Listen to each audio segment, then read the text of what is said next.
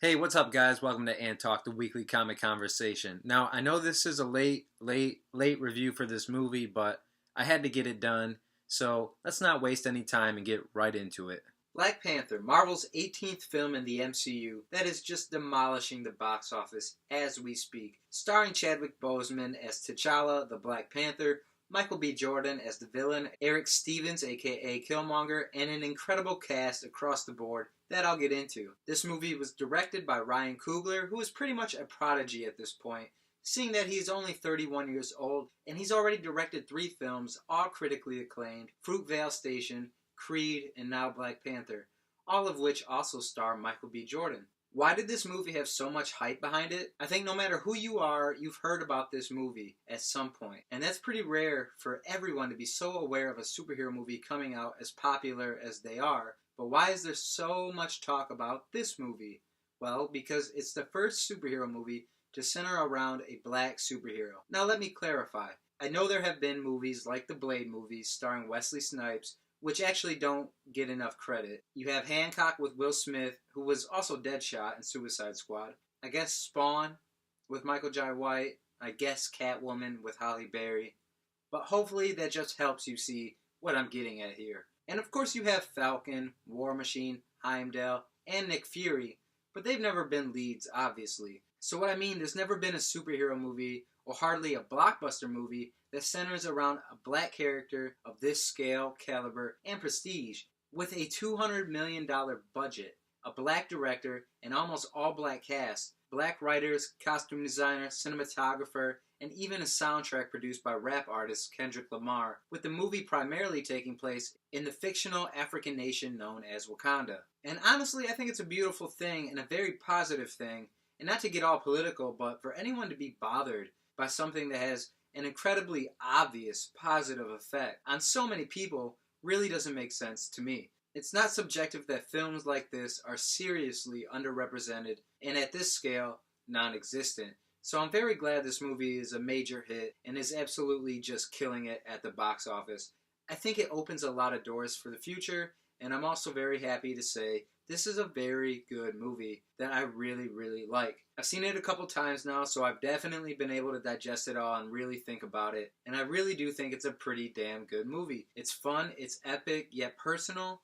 Great characters, great villain. Wakanda is extremely beautiful, and there are some really awesome action scenes. I love the world this movie builds and what it will ultimately bring to the greater Marvel Cinematic Universe. I actually think this is one of Marvel's better movies, possibly top 5 in my opinion. Part of that is because I think it stands on its own so much more and feels more like its own thing better than a lot of other Marvel movies do. And the movie is as perfect as any movie. There's a couple tiny things here or there that I would consider a negative, but nothing major. The movie picks up shortly after Captain America: Civil War, the movie that introduced Black Panther, and it's also the movie where T'Challa's father, King T'Chaka, is killed. So the movie is about T'Challa fully taking on the Black Panther mantle and inheriting the throne as King of Wakanda. I don't want to get too into spoilers, so I won't give away the villain's story too much, but things don't go so smoothly for T'Challa once Ulysses Claw, played by Andy Serkis, and Michael B. Jordan's Killmonger get involved. First off, the story and the world this movie builds stands on its own better than other Marvel films, like I've said, because it's totally its own thing and doesn't necessarily rely on the rest of the Avengers or anything else going on in the world at the time. As well as it not being like the other movies story-wise, it's not like a lot of superhero movies in that it's about a man or woman who usually goes through some type of life-changing event, whether physically or psychologically, and decides to take up a life of crime fighting or saving the world, thus becoming a hero.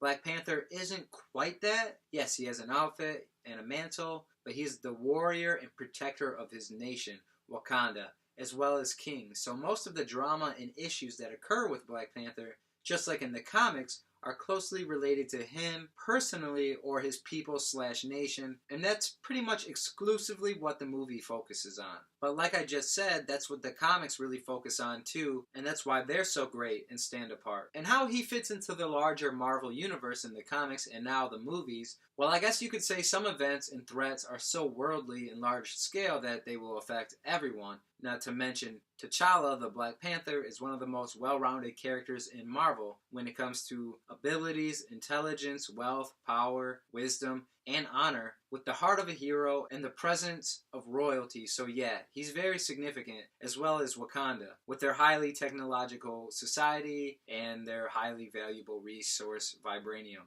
The movie does a really good job bringing a culmination and mixture of the great comic book stories and art on Black Panther over the years and creating Wakanda, which is how Marvel makes all their movies. They pick and choose the best things from their comics over the years. And like I said, Wakanda looks beautiful. It's a nation deep in the continent of Africa that to the world is nothing more than another struggling third world country that is only known for its extremely rare and valuable metal known as vibranium, like I said. But what the world doesn't know, that an extremely wealthy, highly technologically advanced, self-sustaining society has been hidden there for centuries, that this movie brings to life in such a beautiful way. Not only does the look of everything come across real comic book art-like, it's vibrant and inventive, with Africa providing a beautiful backdrop, and the same can be said for all of the outfits and costume designs the people of Wakanda wear. I only wish we could have spent more time getting to know Wakanda on a personal level, and I think that director Ryan Coogler really deserves a lot of credit bringing this story and world together in such a way that really stands out and is really an entertaining, fun ride, while also being a gripping narrative. Like I said, it's fun and a bright tone and has some really funny moments, but I think the comedy really takes a backseat in this movie and does a great job sliding it in here and there pretty organically. But this movie does have moments of real tension, anticipation, and moments of dread, doubt, and even sympathy in a villain who is a really bad dude. And it even has some relevant messages in the movie on society and race, but it's not preachy and it's not in your face. It's woven in pretty organically in a way that really makes sense, and I think it only adds substance.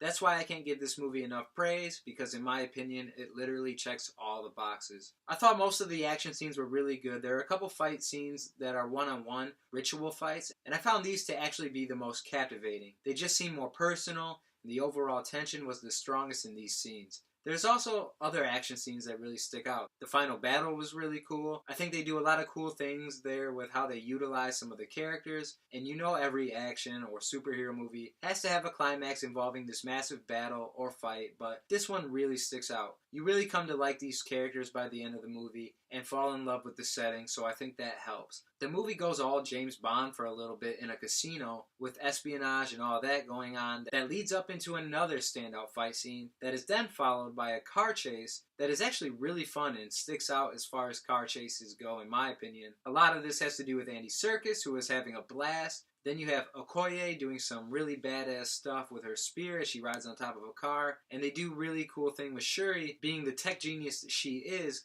drives a car in South Korea while she is across the world in Wakanda in a simulator of that car and is basically playing a video game on her end. And I also like the fight scene with Black Panther and Killmonger, but this leads me into one of my overall issues with the movie. And in the grand scheme of things, it's not a big deal, but just a little something I wish all of superhero movies could fix to some degree. And that's a lot of the fight scenes, especially hand-to-hand, cut too often and too quickly. And I also wish you could see some more practical fighting in opposed to CGI, which I think they leaned on a little too heavily in some parts of this movie, especially when it comes to Black Panther himself. And I get why they do it. It would take a lot of time and a lot of work to create the choreography, and it's a lot for the actors to learn. You have to bring in stunt people, and it's easier to just CGI it. But I personally would like a little more choreographed, practical fight scenes. But like I said, it's a small thing in the big scheme of things. As I kind of already said, I really love the way this movie looks. The set and production design were amazing. So was the costume design. And even though I sort of put down the CGI earlier, when they used it to create the world of Wakanda, I thought they utilized it pretty well. So to take these things and blend them, you have a very visually appealing movie that just feels bright and warm. The performances were, across the board, pretty damn good. And so are the characters that they portray, and they all stand out. Shuri, who is Black Panther's sister,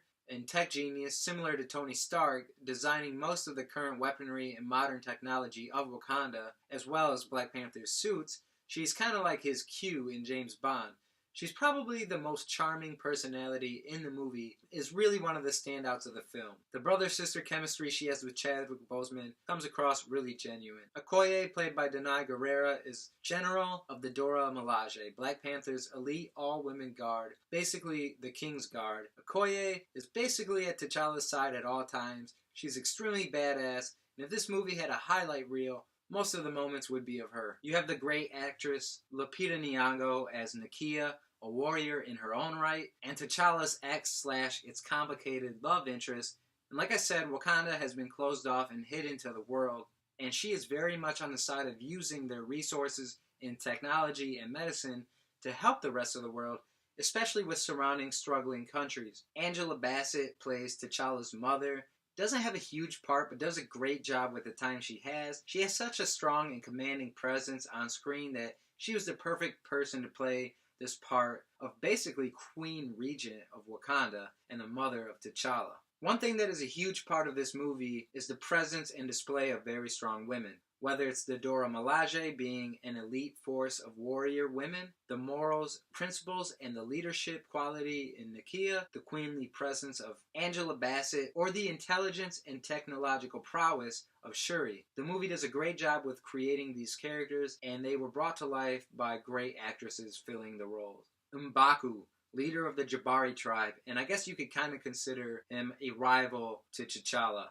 played by Winston Duke, was one of my personal favorite characters and standouts of the movie. Martin Freeman is good as Agent Everett Ross, who kind of ends up being the outsider who gets to witness Wakanda firsthand, something very rare for anyone on the planet. And he actually had a very small part in Captain America Civil War, where he first meets T'Challa, and that's why in the movie they already know each other when they see each other. Andy Serkis really stands out as Claw, whose first appearance was in Avengers Age of Ultron, where he gets his arm cut off by Ultron and now has a robotic weaponized arm. He stands out because every single scene he's in, he just seems like he's having a blast playing the part. And he comes off as a really fun villain, but he still does enough to remind you that he is a villain. And it was cool seeing Smeagol and Bilbo Baggins reunite in a scene for the first time since the Hobbit movies. Sterling K. Brown has a small part, but does a really great job with it. Forrest Whitaker is also good in this movie. Again, not a huge role, but one that ends up being significant, and you have an incredible Oscar-winning actor in the role. This movie is just so stacked with talent.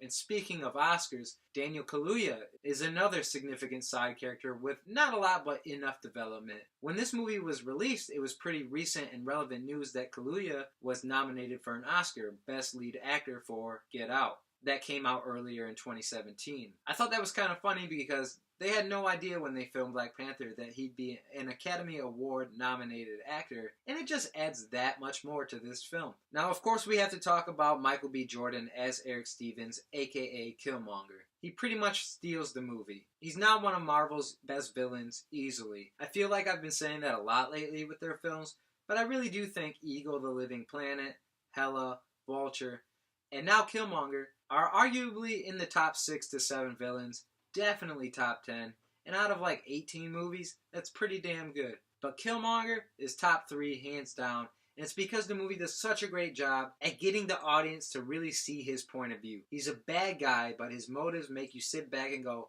huh, well, he's not wrong. And not to mention you actually get some insight and you even care about his backstory. The only problem is we could have spent more time and more scenes with him exploring his character, but I think with the time and pace of the movie, whose main character is Black Panther, I think they did a real good job with what they could. And on top of all that, he's a worthy foe for Black Panther. He's intelligent, he has special ops training, he's a complete badass and a physical challenge for T'Challa, and he has absolutely no remorse and will do whatever he has to fulfill his goals, which even though, like I said, he has understandable motives, he's obviously a murderous, twisted person, but also comes with this edgy charisma that Michael B. Jordan displays so well. He is a legitimate threat and dangerous. That's why he's such a great villain. And of course we have to talk about Chadwick Boseman as Black Panther. Now, I've heard some people say that he's overshadowed in this movie and isn't really one of the first few things you think of when you think of this movie. But I think that's because this movie introduces so much we've never seen before. There's so much to take in, all these great characters, this great setting, and not to mention, he was one of the standouts in Civil War where he was introduced. And in this,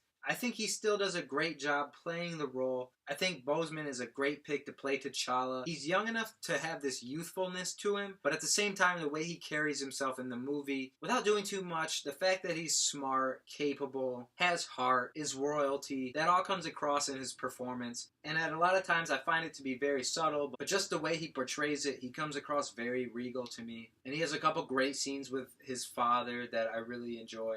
And I really do think Boseman does a great job with this character, and I can't wait to see more of him, not only in Black Panther movies, but in Avengers movies and wherever else he might pop up. So obviously, I really like this movie. It doesn't have very many weaknesses in my opinion.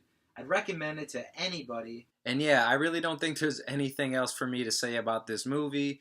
Definitely nothing that you probably already haven't heard by now. So I'm just going to wrap this up. That's how I feel about Black Panther. Thanks for watching AnTalk, the weekly comic conversation. Don't forget to like, subscribe, follow me on Twitter. Thanks for watching. Take care. Hey guys, did you like this video? If so, don't forget to give it a thumbs up. If you want to see more of my videos, click right here on this icon to become a subscriber. And if you are a subscriber, don't forget to ring that bell so you can stay updated with all my videos. And if you want to see another video just like this one, click right here. And as always, thanks for watching AnTalk, the weekly comic conversation.